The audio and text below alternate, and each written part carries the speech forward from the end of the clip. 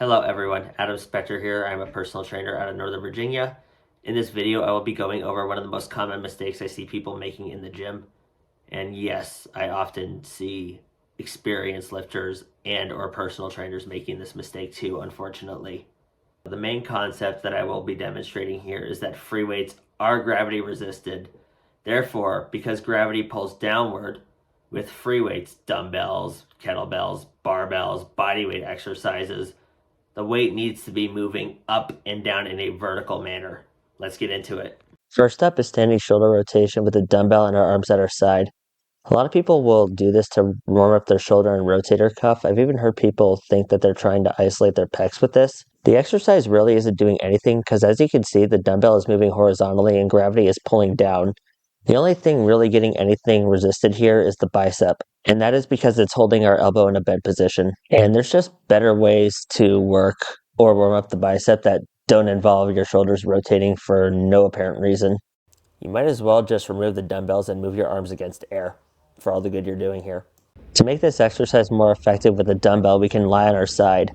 Now the weight is moving vertically against gravity and we are achieving something. If we are warming up, we can keep the resistance light.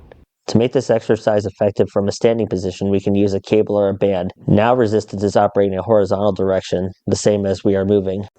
Second, we have the dumbbell tricep kickback.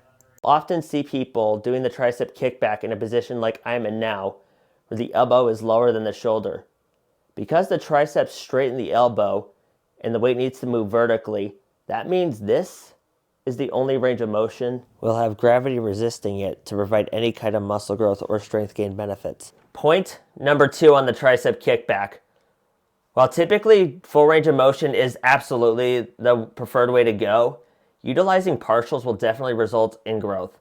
That being said, isolating a muscle group in its half where it is closer to being stretched, so in the case of the tricep, it's where the elbow is more bent, isolating it in that half will produce superior results to isolating it in the half where it's lengthened. So in the case of the tricep, that's the half where it's closer to being straight. So that means with the tricep kickback, the half that we are completely ignoring would produce superior results to the half that we are working. Also, if you're going to try to execute this with your arm position like this because you're thinking, man, I can hit both the tricep and the bicep in one movement, think again. Because the half of the tricep range of motion and the half of the bicep range of motion that we are working with this exercise is the half that in isolation produces the least significant gains. To make the kickback better, if we still want to use dumbbells with it, is to have our elbow at least as shoulder height, if not a little bit higher. That way we are getting at least 90 degrees of range with the triceps. To make the kickback even better and to be able to use a full range of motion, use a cable or a resistance band. This way the tricep can be resisted through its full range of motion. Third up is the bent over row. This exercise targets the back, and like how the upper arm is supposed to be close to parallel to the floor in the kickback, our back should be close to parallel with this exercise, but just high enough to where we can get a stretch in the back muscles at the bottom of the movement. Oftentimes I will see people in the gym with their backs diagonal, pretty close to upright, or not low enough.